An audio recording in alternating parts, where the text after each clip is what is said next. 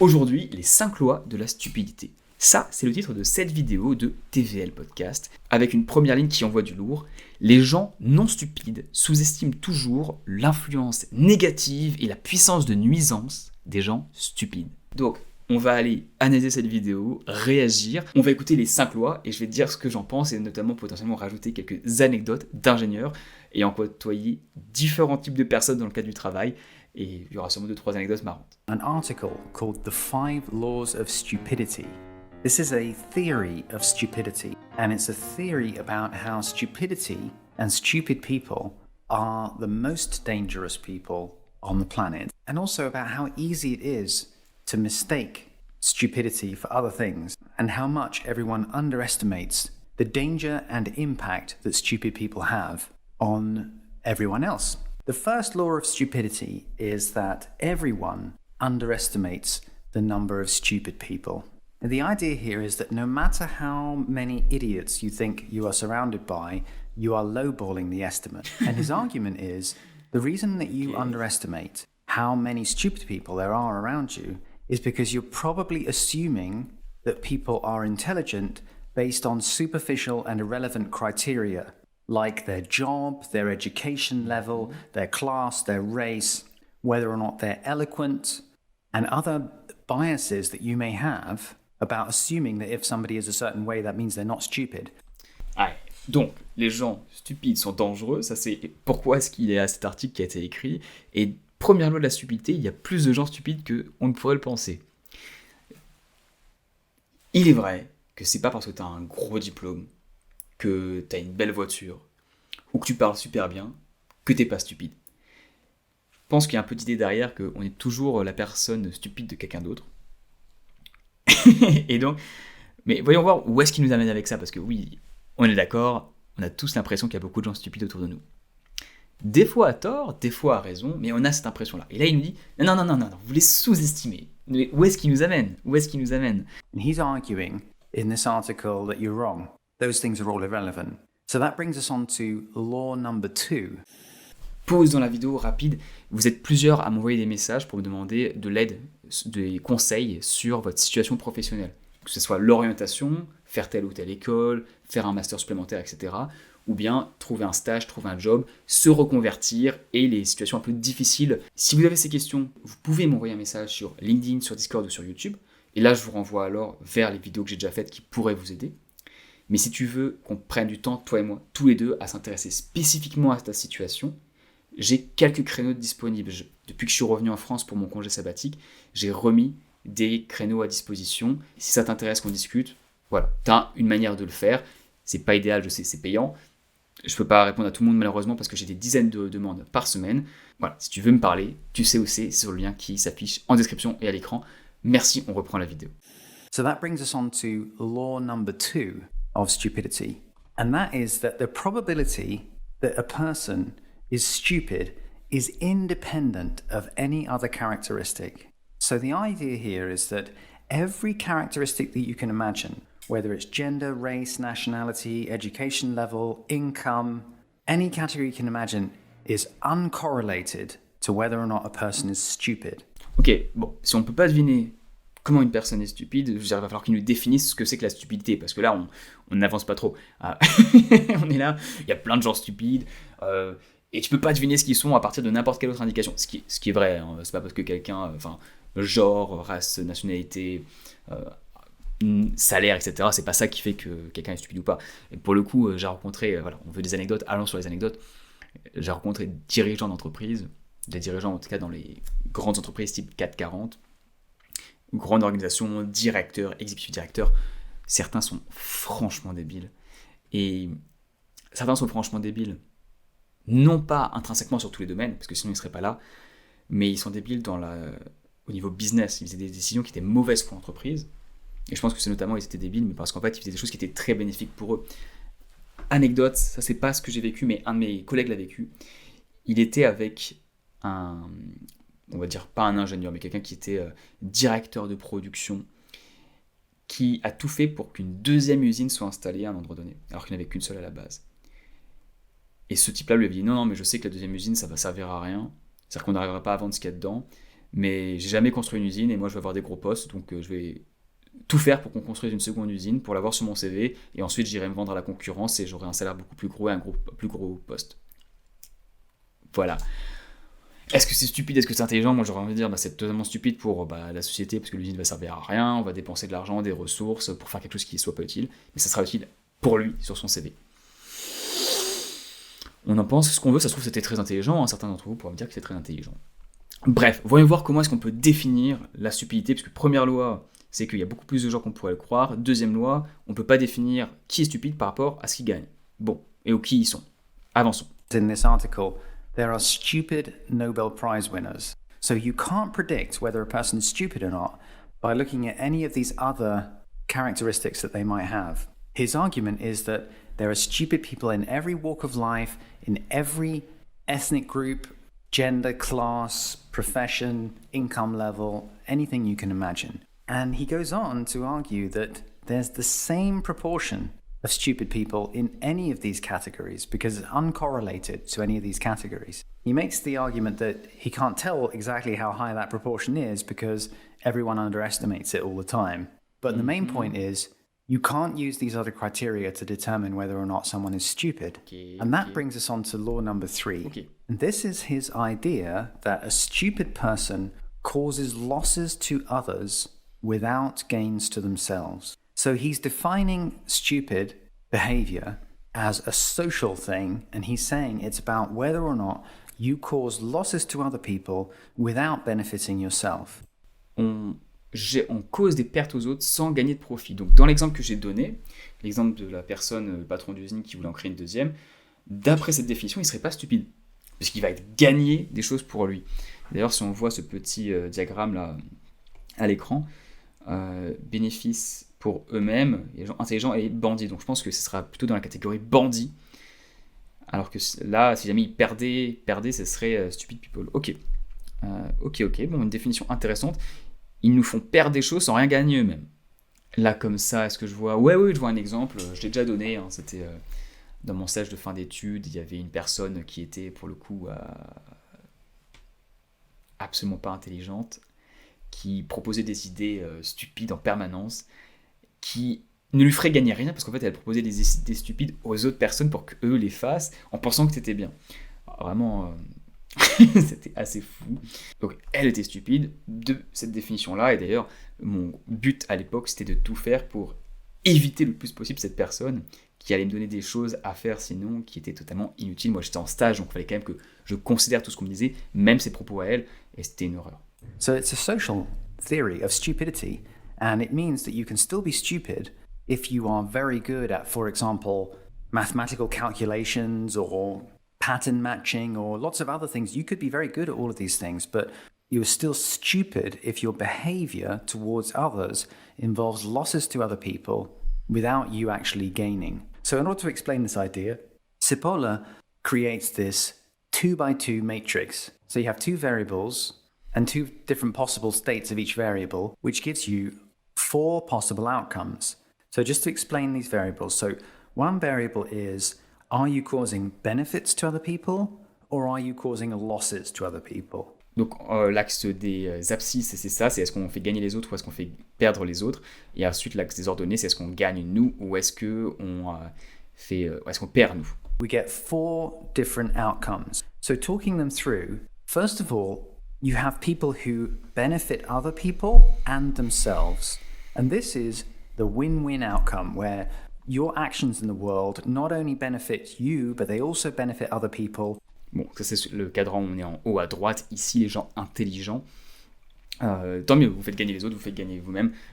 Si vous travaillez avec des gens comme ça, c'est génial. Donc on va repartir sur le mode de travail en entreprise, parce que le but de cette chaîne, c'est de vous aider des personnes, de partager ce que j'ai appris. Et si vous voulez partager ce que vous avez appris en commentaire, allez-y aussi. Mais de partager ce que j'ai appris pour qu'on puisse tous devenir meilleurs au travail. Donc intelligent, ça c'est génial. Les gens, je me souviens d'un mec incroyable lorsque j'étais à Bouygues, construction d'un tunnel. Lui était en charge de notre contracteur sur l'équipe design. Il était très très smart, qui s'appelait Colin, mais extrêmement brillant. Et dès qu'on parlait, c'était extrêmement ciblé, une problématique, paf, on cherchait une solution. En 30 secondes, on avait une solution sur un bout de papier. Et puis derrière, on l'a envoyé au designer pour qu'il le fasse. Ça envoyait du lourd et lui, il travaillait beaucoup, il était très disponible. Vraiment un mec brillant et intelligent. Voyons voir les autres cadrans. What about the people who cause losses to other people but benefits to themselves? Well, Cipolla calls these bandits, and these are essentially criminals and thieves. If you imagine, when somebody steals, what they're doing is they're causing a loss to you and a gain to themselves. So that's the second type. Ouais, absolument. C'est le deuxième type, et c'est la personne dont j'ai parlé qui voulait construire une usine pour lui-même. C'est le type de personne qui va prendre le crédit de vos idées. Si vous donnez une idée au travail, et qui va prendre cette idée pour lui, en bénéficier, la donner à ses managers et prendre tout le crédit, ou même vous faites un travail, un papier, on enlève votre nom, il met le sien, ou bien vous êtes dans une équipe et il ne va pas vous citer. Ça arrive. Et c'est horrible, c'est des bandits. Ils vous volent vos trucs, ils vont vous exploiter. À éviter absolument, ce sont les pires dans une organisation. Enfin, c'est pas forcément les pires parce que tu peux prévoir ce qu'ils vont faire, donc tu peux quand même l'anticiper un peu. J'ai fait des vidéos là-dessus sur comment gérer ces managers. Mais ce sont quand même une catégorie de personnes à éviter absolument et auxquelles il ne faut surtout jamais donner confiance. J'ai trop d'amis qui me disent à chaque fois « Oui, je lui faisais confiance, mais il m'a encore déçu. » Mais moi, comment ça, il t'a encore déçu ? Bah oui, ça fait quand même 6 mois qu'à chaque fois qu'il y a quelque chose, il dit pas que j'ai travaillé sur le projet, jamais il me met en avant. Bah, pourquoi tu lui as fait confiance si jamais ça fait tout le temps qu'il n'est pas là ? Mais oui, mais j'ai toujours espoir que... Voilà, il faut éviter d'être un peu naïf, je suis désolé. Et je vous souhaite beaucoup de courage si vous êtes retrouvé dans cette situation déjà. Mais si quelqu'un ne fait jamais de choses pour vous, il n'y a pas de raison que ça change dans le futur s'il n'y a pas eu de changement notable entre-temps.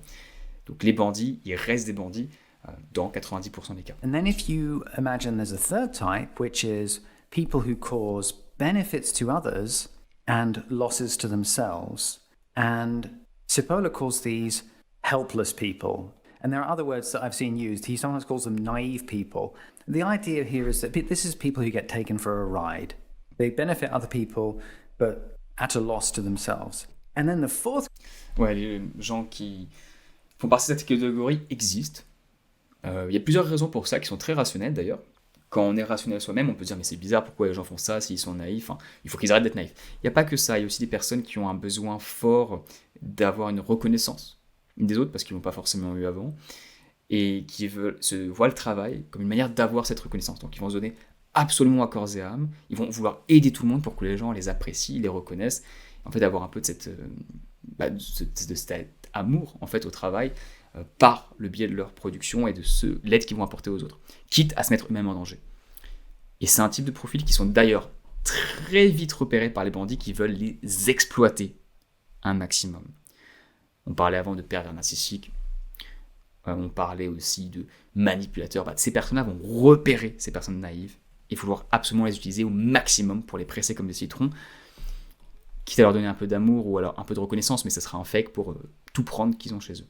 Donc c'est malheureux, ça existe. Si vous en voyez, c'est des gens très agréables avec qui travailler, parce qu'ils travaillent bien, ils se donnent à fond. Le meilleur conseil que j'ai pour vous, si vous êtes intelligent vous-même et que vous voulez être une personne intelligente, qui fasse win-win, quand vous travaillez avec des gens qui sont un peu naïfs ou helpless, aidez-le au mieux que vous pouvez, essayez de les mettre dans une situation où ils vont être reconnus quand même. Allez un pas au-delà, ils ne vont pas penser à se mettre en avant, donc mettez-les en avant à leur place. Perso, je travaille dans une organisation où on fait de la tech, notamment dans des équipes avec des gens que je gère, c'est principalement des analystes, des seniors analystes qui ont des personnalités de type introverti à la base, puisque c'est quand même un milieu où on code beaucoup et il y a beaucoup d'introvertis là-dedans. Ils vont peu se mettre en avant pour avoir des promotions, pour dire qu'ils ont fait tel projet, pour expliquer des difficultés qu'ils ont eues dans un projet, vraiment un truc hyper technique, j'en ai un notamment qui est incroyable, il fait des choses ouf à chaque fois, mais il va pas forcément le mettre bien en avant. Pensez à faire ça pour eux, parce qu'ils ne vont pas le faire eux-mêmes, donc autant les aider, parce que c'est un genre bien à avoir dans l'organisation, puisqu'ils aident au final l'équipe et ils vont vous aider vous. Voilà, c'est un peu de karma.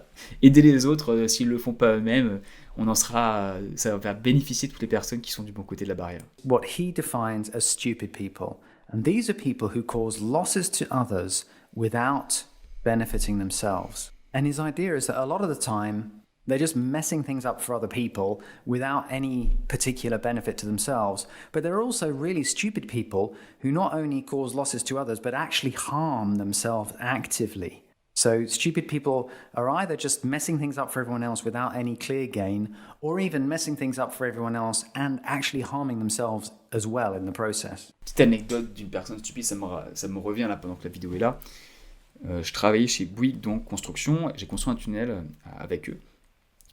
Et une de mes responsabilités était notamment de, sur le plan d'un tunnel, il y a des plans, et ensuite quand on construit, ça va être différent du plan, parce qu'il y a des problèmes, des fois on n'a pas les bons matériaux, on n'a pas les bons équipements, mais il faut quand même avancer, donc on construit quand même les choses, on fait des compromis. Et en l'occurrence, une des personnes d'un des sites nous renvoie, un ingénieur nous renvoie un message, voilà, j'aimerais changer telle chose, il nous explique pourquoi, il nous fait un pavé comme ça, énorme, et sans aucun passage à la ligne, aucune hiérarchisation, la question est paumée au milieu de 50 lignes de texte. Je vois ça, je suis là, waouh, normalement, tu fais une requête de changement, tu fais le titre, c'est ce que tu veux faire, t'expliques, tu demandes pourquoi tu veux faire les choses, enfin tu dis ce que tu veux changer, tu expliques pourquoi en deux trois lignes, et après tu mets les détails si tu veux, ou là tu mets 10-15 lignes et où tu expliques tout. Mais il faut qu'il y ait une chose, il faut que ça soit synthétique pour aller vite, sinon tu perds du temps. Et donc là je vais le voir sur le site parce que j'y allais le lendemain, je me dis bon, je vais aller le voir, je dis tu nous envoies une demande, ouais, je vous ai envoyé une demande, c'est hyper important, c'est urgent. Je dis ok bon, juste pour info, moi j'ai du mal à comprendre ton truc, ça fait 20-30 lignes, tu peux me le résumer, enfin c'est quoi pour toi le plus important là? Mais t'as qu'à le lire, je t'ai envoyé la demande, c'est pour que tu lises, pour que tu me fasses, pour que tu l'acceptes, c'est hyper important. Waouh, ouais je veux bien, mais là t'es en train de nous faire perdre du temps à tous les deux. Moi si tout le monde voit ça, c'est fini, on va être en retard, on peut pas. Si vous êtes 50 ingénieurs à m'envoyer des demandes comme ça tous les jours, je vais mettre 2 heures à chaque fois. Bah ouais mais c'est ton boulot. Bah oui mais c'est mon boulot, mais si tu veux que je traite la tienne avec priorité, il va falloir que tu m'aides. Parce que tous les autres ils m'aident à faire un truc super simple. Pourquoi toi tu veux être le seul à être le chieur quoi? Donc en fait il faisait quelque chose qui était stupide, parce que ne pas hiérarchiser ce qu'on écrit c'est stupide de base, enfin dans le cadre professionnel, dans ce cadre-là et spécifiquement. Il me faisait perdre du temps, parce que si je devais traiter ces trucs comme ça, ça allait me prendre 2 heures au lieu de 5 minutes, et il se faisait perdre quelque chose aussi, c'est que lui il allait moins être aidé par moi et mon équipe, parce que on va pas aider quelqu'un qui nous aide pas non plus. Donc c'était stupide de faire rédiger un texte de cette manière-là. Et une fois qu'on a parlé, après 2-3 fois, il a changé sa manière de faire. Bref, c'était pour la petite anecdote. On continue. An interesting part of his law number 3 about defining stupid people is that he also assumes that stupid people are consistent in being stupid. In other words, they go through life constantly causing losses to other people without clear gain to themselves. So it's an interesting idea that he's putting forward, that this is not just one-off behavior. There are people who are basically messing the world up through their stupidity, and they're consistent about it. Et je pense qu'on est à peu près. C'est quelque chose qu'on peut observer dans la vie réelle. Je sais pas toi, mais tu connais toujours quelqu'un qui fait des choses un peu stupides, et qui dans un groupe, c'est toujours la même personne qui fait des choses stupides. Non. Donc cette loi semble faire sens. En tout cas, si on considère des domaines donnés, les personnes ont tendance à être, de ce que j'ai pu voir dans le monde du travail, relativement intelligents ou stupides au fur et à mesure. Les gens peuvent évoluer. On peut passer de stupide à intelligent, notamment, imagine que tu vas dans un nouveau travail, dans une nouvelle industrie que tu n'as pas connue, tu as travaillé dans l'aviation, et là tu vas aller dans la tech, tu vas faire les choses stupides au départ, mais pas forcément en le faisant exprès, et au fur et à mesure tu vas t'améliorer, tu vas le faire de moins en moins. Bon, le but c'est de minimiser ce que tu fais comme erreur au départ quand tu arrives dans une nouvelle industrie. Mais bref, pas mal. J'aime bien la théorie pour le moment. Là, on a la 3e loi, c'est pas mal. Voyons voir les 2 lois suivantes. So, law number 4 of stupidity, according to Cipolla, is the idea that non-stupid people underestimate the danger of the stupid. And his argument is that non-stupid people constantly forget that at all times and all places and under any circumstances, to deal with and or associate with stupid people always turns out to be a costly mistake. And his argument here is that everyone underestimates just how dangerous stupid people are. Intelligent people underestimate it, but so do bandits and so do helpless people. Ok, juste sur ça, s'associer à des gens stupides est toujours beaucoup plus coûteux qu'il n'y paraît. Je réfléchis à ce qu'il y a des exemples. Oui, il y a des exemples. Je me souviens quand j'étais chez le Lafarge australien, donc ça s'appelle Boral. C'est pas Lafarge, mais bref, c'est la même chose en termes d'entreprise. C'est du béton, des agrégats, etc. C'est gros. C'est dans le 440 australien. Et il y avait une personne, en effet, qui avait toujours des projets stupides. Et une fois, j'ai dû me retrouver avec lui en équipe. Et malheureusement, en fait, dès qu'on commence à faire un travail comme ça, malgré tous les efforts, le projet ne sert à rien à la fin parce que la direction dans laquelle on part n'aide personne. Et c'est bien dommage. Donc, le mieux, c'est de tout faire. Si tu te retrouves dans une situation où tu dois être en équipe avec quelqu'un de stupide, de tout faire pour ne pas travailler avec lui et t'échapper de cette équipe le plus vite possible, quoi qu'il en coûte. Soit en faisant en sorte que cette personne-là n'ait pas grand-chose à faire, soit en s'en allant. Tiens, un autre exemple qui en fait est beaucoup plus... j'ai beaucoup plus travaillé dessus parce que ça a duré très longtemps. Ça a duré 6 mois dans mon job actuel au gouvernement. Il y a eu un projet sur lequel il y avait une personne qui était, on va dire, incompétente totalement, parce qu'au mauvais endroit. Malheureusement, elle s'est retrouvée à un endroit où elle n'aurait pas dû être. Bon, c'est comme ça, on a dû faire avec.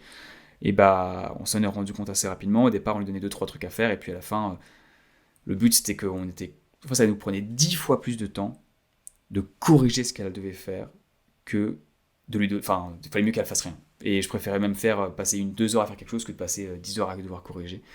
Donc à la fin, de toute façon, on lui avait passé des items et au bout de 2 mois, il n'y avait rien qui avait été fait. Donc autant ne rien lui donner du tout pour qu'à la fin, il n'y ait rien non plus.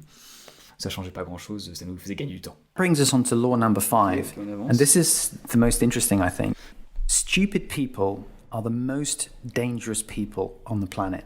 And as part of that law, a corollary of that is that stupid people are more dangerous than bandits. And the argument is that if you have someone who is a criminal, a bandit, who wants to gain for themselves by robbing you or by causing losses to you, that person is predictable because they are following incentives. And they may be unethical incentives, they may be doing something that is fundamentally wrong, but at least you can work out what they're likely to do because they have goals and they follow incentives. So bandits you can defend against because you can work out what a bandit might try and do to rip you off. Absolument, c'est très vrai. Je me souviens notamment, sur le même projet dont je parlais juste avant, il y avait une personne qui avait des intérêts très divergents avec les nôtres, qui voulait atteindre un objectif qui n'était pas celui du projet, mais qui était un peu connexe, mais voilà. Et elle ne s'intéressait absolument pas au fait que le projet réussisse ou pas. Alors, rien à faire. Il aurait pu échouer, elle s'en foutait tant que son objectif était réussi. Ça, c'est une bandit, on peut dire. Elle pouvait nous faire perdre des choses pour elle en gagner. J'ai compris ça assez rapidement au bout de 3 semaines. J'ai compris, donc mon but a été de faire en sorte que ses intérêts, elle, s'alignent avec les intérêts du projet sur une partie. Et donc de la faire travailler sur cette partie-là, parce qu'elle voulait réussir ça. Et comme ça, moi j'avais ça à faire sur le projet pour notre équipe. Et ensuite, en lui faisant comprendre que j'avais compris ce qu'elle voulait, ça nous a permis qu'elle arrête de mettre des bâtons dans les roues, parce qu'elle savait qu'elle allait arriver à ses fins grâce à ça. Et moi je savais que j'allais arriver au but, à mes fins, donc aux fins du projet dans lequel je faisais partie, parce qu'elle allait faire sa part. Donc tu peux travailler avec des bandits, parce que tu vas en croiser dans ton travail, dans les grandes organisations, et même dans les petites, ça existe. Et tu peux bosser avec eux si tu comprends leur intérêt et que tu arrives à les faire converger vers ce que tu veux toi aussi. The really dangerous thing about stupid people is that they mess things up for everyone else without clear gain to themselves. And that means they're not following incentives. They're just causing problems. So they're fundamentally unpredictable, and that makes them incredibly dangerous. Ah ouais, je vais raconter une autre anecdote, je me souviens de ces meetings. Donc toujours sur le même projet où il y avait cette personne qui était stupide totalement. Elle a quasiment rien fait du projet. Elle a rien fait. Elle s'en rend pas compte, mais elle a rien fait. Et on est dans un meeting de présentation. Le grand directeur du projet dit bon, voilà, on va faire ça, ça, ça, ça, ça. Il présente les avancées du projet. Il dit est-ce que quelqu'un a des questions ? Cette personne, dans notre équipe, dans notre projet, pose une question sur ce qu'on a sur notre scope, sur notre mission à nous, sur ce qu'elle est censée avoir fait, en disant que c'était pas clair et qu'elle n'avait pas compris la direction.